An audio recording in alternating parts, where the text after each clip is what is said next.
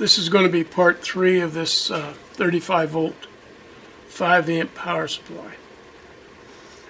Now the changes I've made since part 2, I've completed this little auxiliary area here. I put a heatsink, makeshift heatsink on this bridge rectifier. And I've abandoned the toroids. I investigated placing this power supply, which is really so far just the board, in a case. Well, I have a case on hand. This is half of a case. It has no markings. I'm pretty sure it's metric, but I have it on hand. So putting the toroids, the round toroids with a hole in the middle, in this case did not allow it for anything else. So I got rid of the big toroid and got 2 power transformers rated 16 volts at 5 amps and a control transformer rated 24 volt center tap at 1 amp. However, I did find out that my suspicion that 1 amp is way too big. I found a commentary by one of the sellers, maybe the designer, I don't know,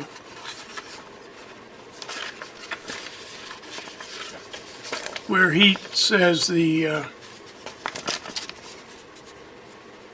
control circuit is 12 volts. Well, that's plus or minus 12, and about 3/10 of an amp. So I would say a half amp 24 volt center tap transformer would do fine right here. But I couldn't find any on eBay. So what I'm using for control transformer is this triad, 24 volt center tap, 1 amp. And what I'm using for a power transformer, well, 2 of them, is this Magnatech. Here it is, Magnatech.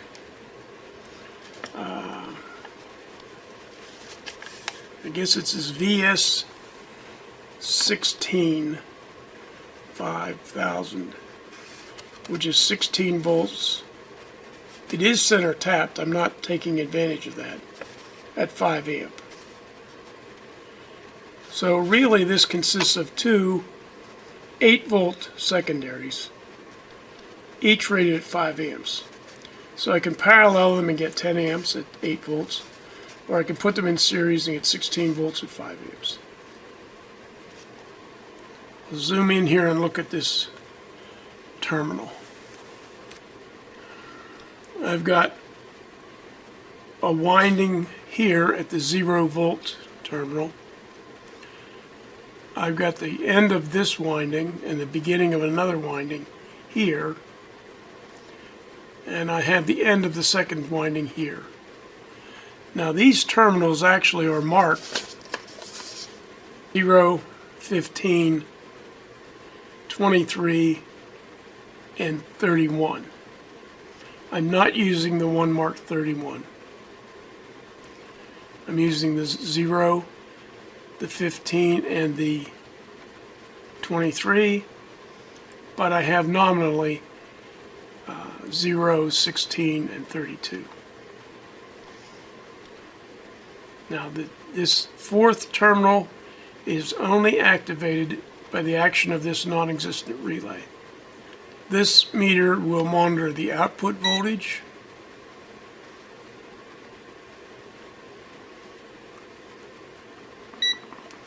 that looks a little better.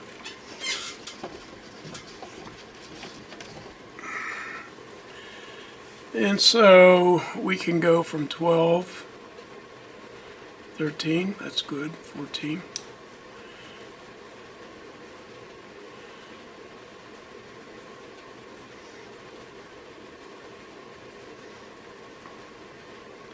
And at maximum rotation of this potentiometer, we've got 35.8 volts.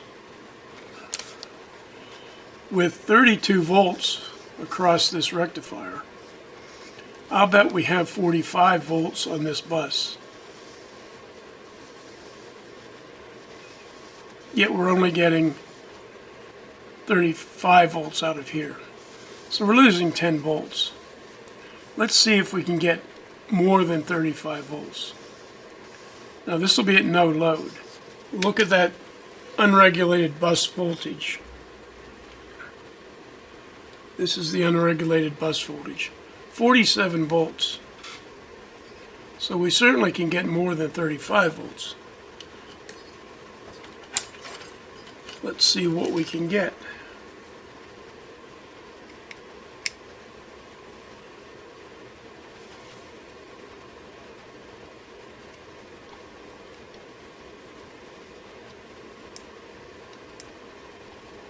Well, that's all we can get. So without playing around with values, so this is a 10-turn potentiometer. I was cranking on this little 10-turn PC mount pot. We would have to probably change R12, maybe make it 220 in order to get more than 35. We have some wasted ability here. These 32 volt total transformers don't take advantage of the output capability of the maximum output capability. However, think about this. At no load, the unregulated bus voltage is 47 volts. These capacitors are only rated 50 volts. So that's the danger of going any higher. If these were replaced with, say, 80 volt capacitors, and here, this little fellow, we could probably put another 15 volt transformer in here, put this relay in, hook the extra winding here, and get probably 55 volts out of this.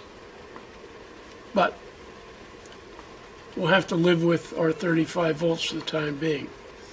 But let's take a look at what happens to the bus voltage. So here I've got this set for maximum voltage output, 35 volts at the output, 47 volts on the bus. Watch what happens as I turn the output voltage down. I'm turning, you have to imagine it.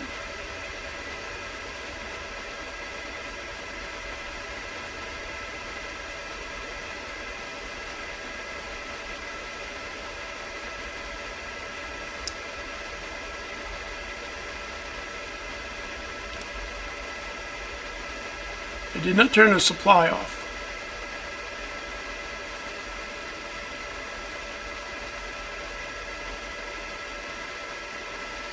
The bus voltage falls practically in half.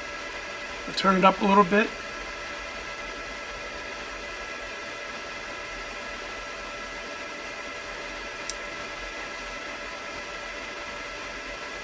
See what happened?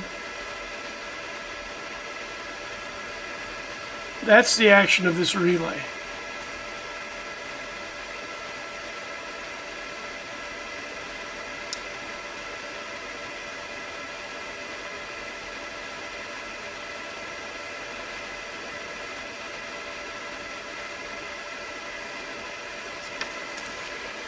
I said that the relays were operated by the operator's output voltage selection. Right now the relay is set to operate at about 12 volts of output power. That's not strictly correct. The operator is turning this 10-turn pot, which varies the input to this op-amp. The output of the op-amp then proceeds to go down to the pass transistors to control the output. So you say, well, the operator is controlling this. Well, he is to an extent, because the maximum current output is set here. And at some point, this op-amp may seize control of the voltage control, reducing the voltage control in order to provide a constant current output. That voltage control comes down here, passes through a little resistor, goes on to page 3, which comes down here,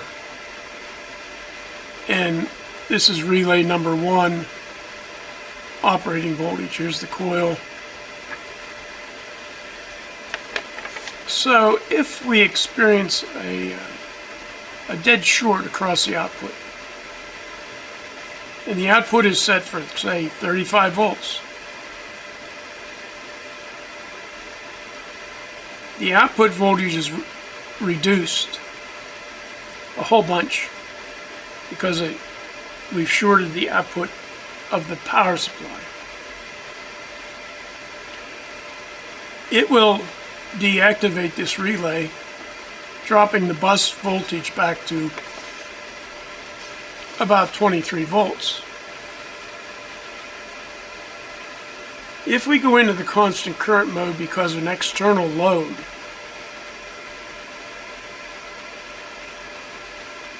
depending on where we're operating at, this relay may stay so that the bus voltage is 47 volts. But in that event, the heat dissipated total by the working device is being dissipated somewhere off-site. If we short the terminals, plus and minus, all of the heat is dissipated here, but only using one winding as a supply, never using the second or the third winding. So the heat dissipating system only has to be sized to dissipate the voltage at whatever current set at the lowest input, not the intermediate or highest input. Well, let's short the thing out and see what happens. Where are we? We'll go the whole way up.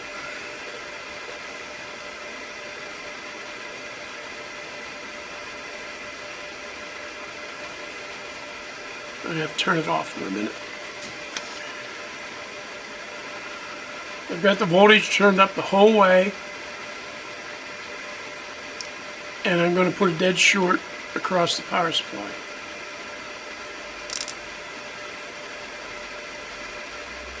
Well, the constant current light came on, and we're dissipating only 800 milliamps. Turn the current up.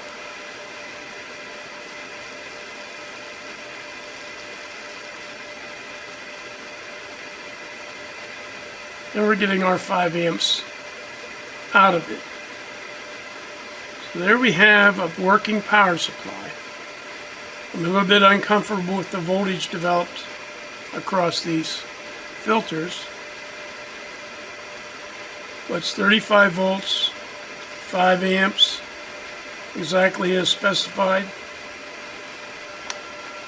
Still don't have batteries for my